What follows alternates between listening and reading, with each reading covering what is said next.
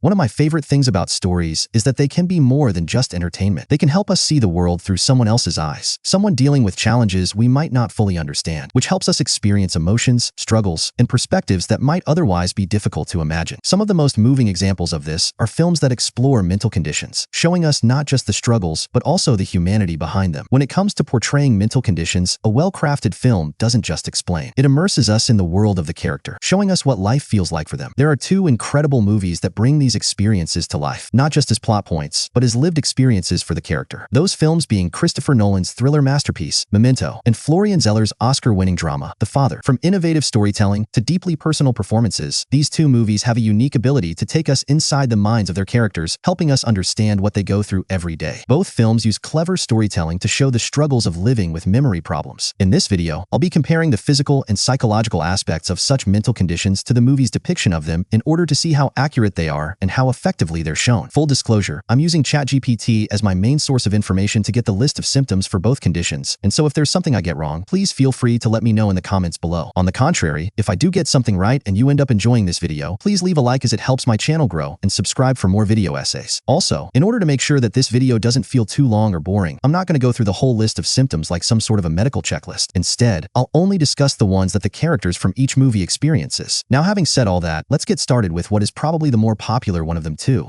Since my injury, I can't make new memories. If we talk for too long, I'll forget how we started, and next time I see you, I'm not going to remember this conversation. Directed by Christopher Nolan, 2000's Memento follows Leonard, a man who has lost the ability to make new memories after a traumatic event. Throughout the movie, he has to rely on notes, Polaroid pictures, and tattoos to track clues and piece together the mystery of his wife's death. The story is told in a unique, backward style that mirrors Leonard's disoriented state, pulling the audience into his fractured perspective. The condition he suffers from is called severe anterograde amnesia. This is when a person can't remember things for long durations, which means he can't retain any new information. Everything he remembers is limited to a time frame. In Leonard's case, his ability to form new memories stopped after his wife's death. He can still do basic skill-based stuff like driving a car or even shooting a gun, but he can't remember people he just met, including the characters in the movie that he interacts with repeatedly. Teddy, don't believe his lies. He is the one. Kill him. I finally found him. Throughout the movie, Leonard writes important details on photos and tattoos vital information on his body. This includes pictures of people where he writes down their names and information, along with their connection with him. Details like these reflect on how individuals with memory loss rely on external tools to compensate for their inability to remember recent events. While this is somewhat tedious, since the individual doesn't remember doing it, he ends up repeating actions or conversations throughout his life without ever getting bored of it. In the movie, Leonard repeatedly enters the same room or asks the same questions without realizing he has done so before. The repetition also makes him open to certain scams, like when the motel owner charges Leonard for 2 rooms and is even open about it. When was I in here? Last week, but then I rented you another room on top of it. Why? Business is slow. I mean, I told my boss about your condition and stuff, and he said try and rent him another room. So how many rooms am I checked into in this shithole? Just 2. So far. Well, at least you're being honest about ripping me off. Well, you're not going to remember anyway. However, Leonard does notice when something is off. Since he is aware of his condition, he also knows that he most likely has developed some sort of routine or habit to complement it, like how he sticks to a strict process for documenting information, such as labeling the photos immediately. This is very helpful to show what kind of a person he has become, and to establish his condition more realistically, as people with amnesia often rely on habits and rigid systems to maintain a sense of control. That's why when they meet a person they don't know or can't remember, they have difficulty trusting that individual. Due to their vulnerability, they have to be cautious, and so they can only trust a handful of people. Usually the number one on that list is themselves, unless they have some family members to take care of them, which Leonard does not. In the movie, we're shown how Leonard struggles to determine whether Teddy and Natalie are truly helping him or exploiting him. Those doubts are proven right by the end, as we see Leonard being manipulated by both of them. Do not trust her. Don't believe his lies.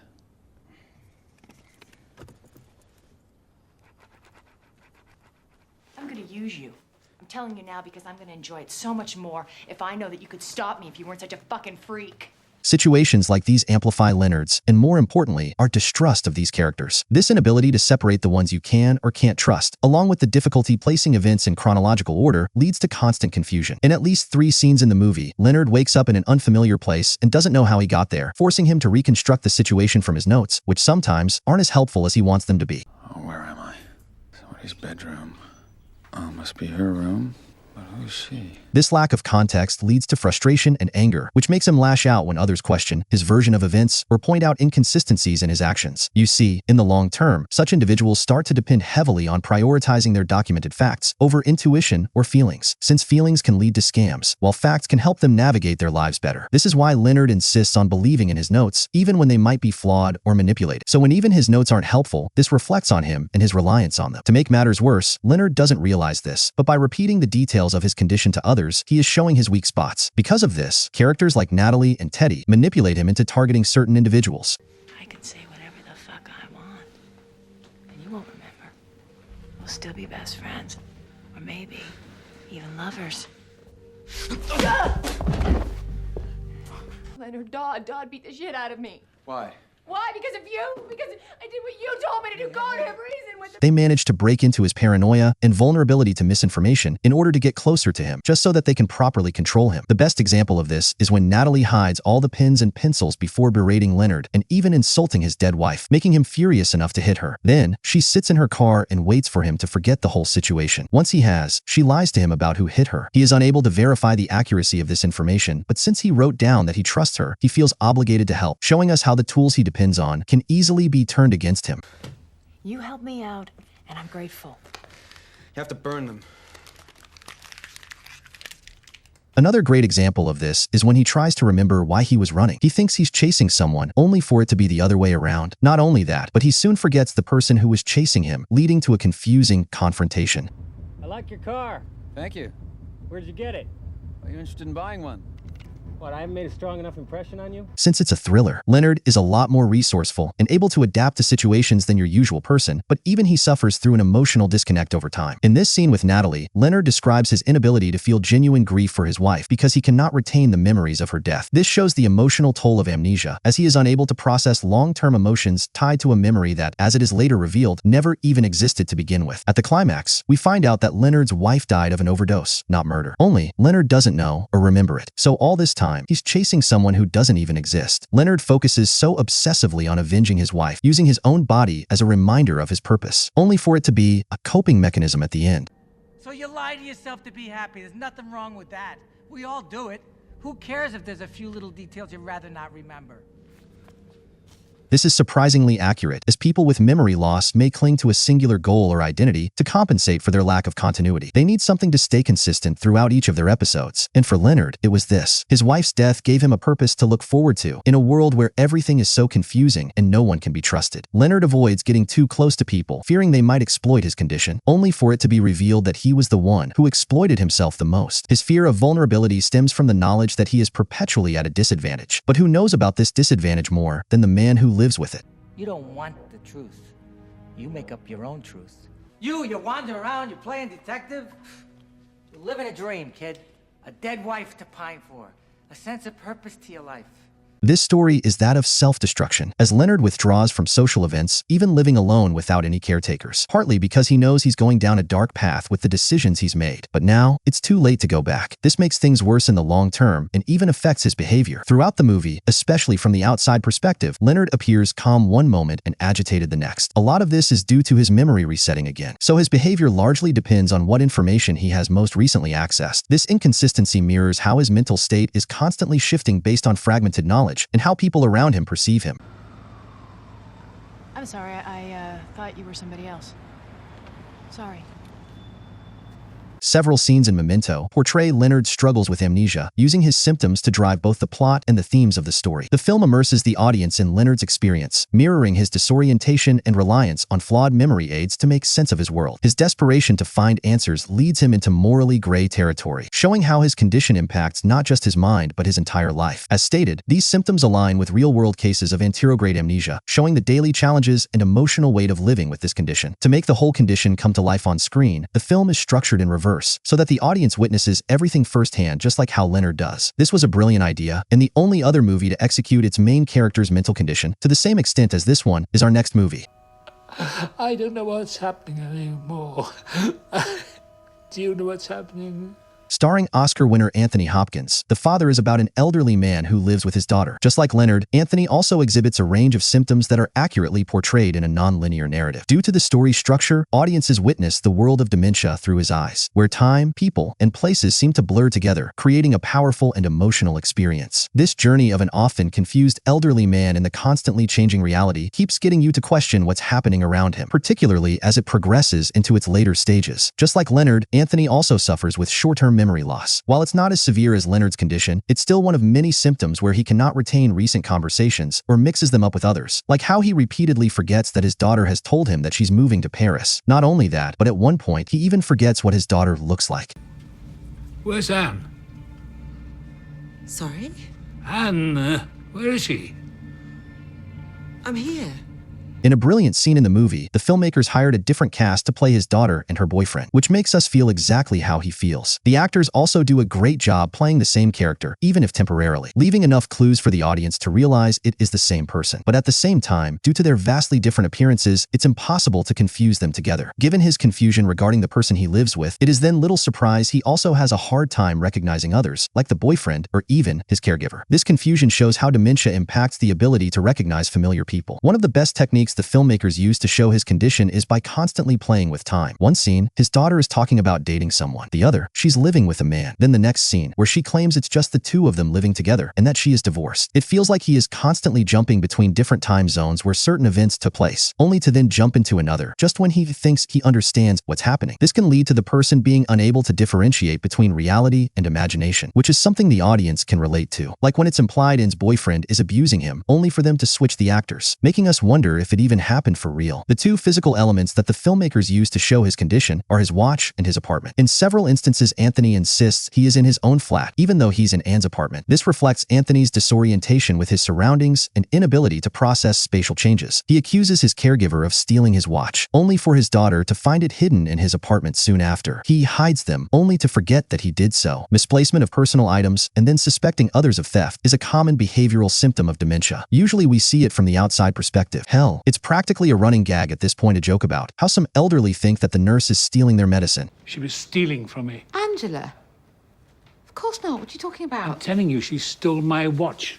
Yes. Your watch? Yes. It's not just the physical things that seem to disappear either, but sometimes even people, like how the men in Anne's flat just vanish when Anthony is in a different room for some time. At first, this kind of behavior is shrugged off, but over time, it can take its toll on the caregivers too as they try to keep up with whatever is going on in the patient's mind. The sudden mood swings without any clear triggers, which are also typical emotional symptoms, don't help either. One moment, Anthony is warmly engaging with Anne, but then as quickly as it started, he shifts to anger when she brings up his caregiver. He even accuses Anne and her boyfriend of plotting to take over his flat, even though he has been living in theirs for some time. This shows the paranoia that can develop when trust and comprehension decline. What time is it?